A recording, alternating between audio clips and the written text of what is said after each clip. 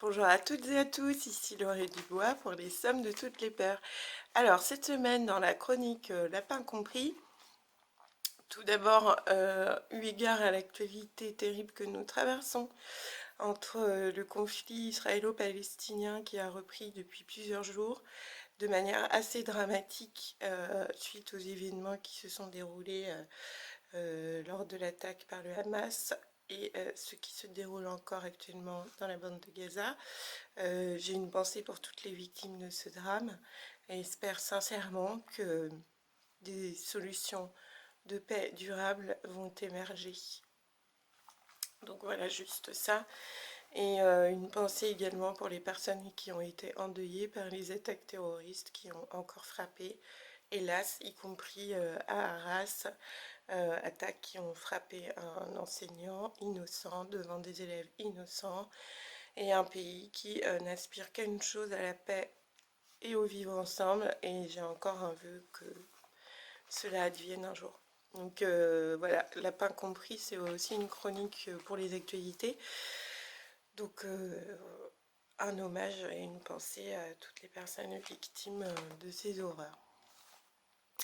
Donc toujours sur notre thème de la semaine 14, 14e semaine pour les sommes de toutes les peurs, qu'est-ce qui a généré de très grandes peurs suite au changement de technologie, puisqu'on parle cette semaine de la 4e révolution industrielle et du Great Reset, deux théories formulées par Klaus Schwab et le Forum économique mondial.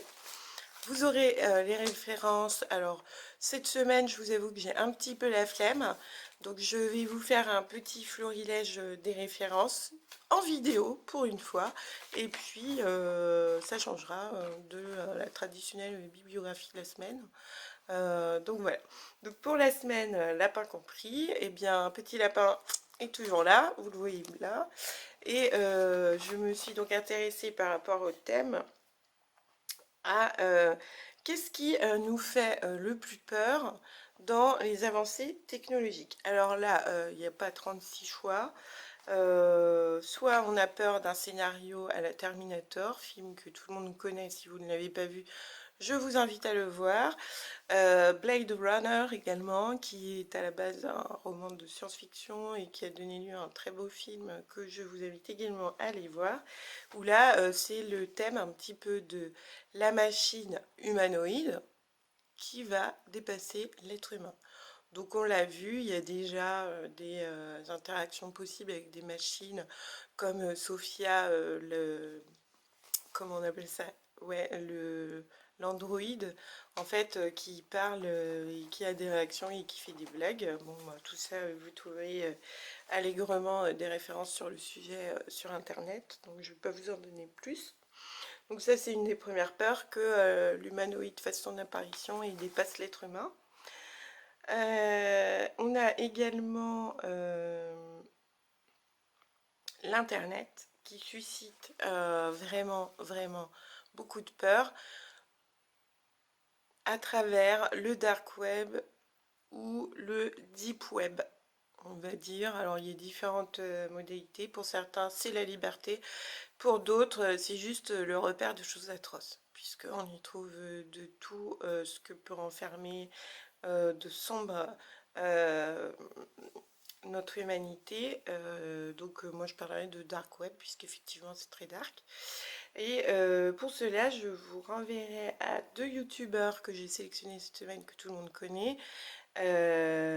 Félix Dupuis, alias Feldup, et Adam le rigolo, qui lui a fait une expérience que j'ai trouvé fort intéressante, que vous pourrez regarder, surtout les mamans qui s'inquiètent toujours pour leurs ados, mais que regardent-ils et que font-ils sur internet. Et donc Adam, il a carrément fait une expérience, c'est qu'il a chatté avec un pédophile. Carrément, hein, il n'a pas eu peur.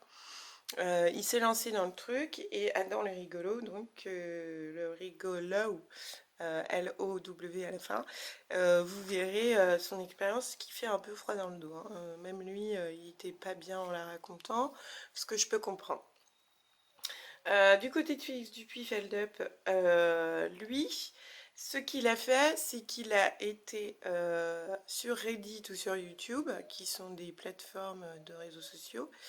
Et en fait, sur ces deux médias-là, il s'est concentré sur ce qu'il y avait de plus dark.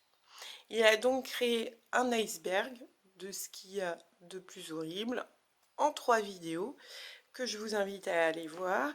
Et en fait, bon, il faut avoir le cœur accroché, hein. Je déconseille vivement si vous êtes déjà effrayé par le film L'Exorciste, bon, allez-y mollo, parce que il y a vraiment des choses atroces qui sont découvertes par ce jeune homme. Donc c'est vraiment un marché de l'infraction et du crime, il n'y a pas d'autre mot. Et pour des psychiatres, c'est juste un catalogue de maladies vraiment exacerbées qui s'expriment sans aucune censure.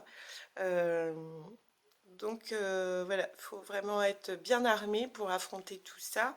Et je ne le dirai jamais assez, même si on a l'illusion d'avoir accès à tout avec Internet, il faut aussi avoir cette possibilité de se responsabiliser, de se scanner soi-même et de se dire est-ce que je suis en mesure d'absorber un tel contenu et de comprendre tout ce qui est évoqué.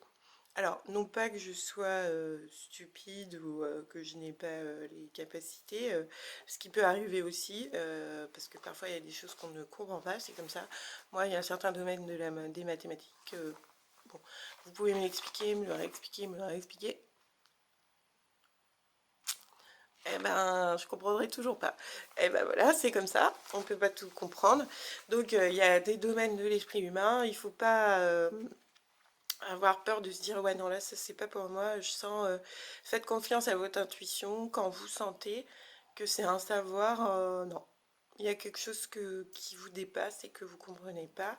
Alors vous avez plusieurs solutions où vous apprenez. Voilà, c'est-à-dire que vous faites une démarche didactique, hein, essayez de comprendre de la matière, ses principes, et puis comme ça après, vous pouvez vous positionner beaucoup plus librement que en absorbant le propos de quelqu'un.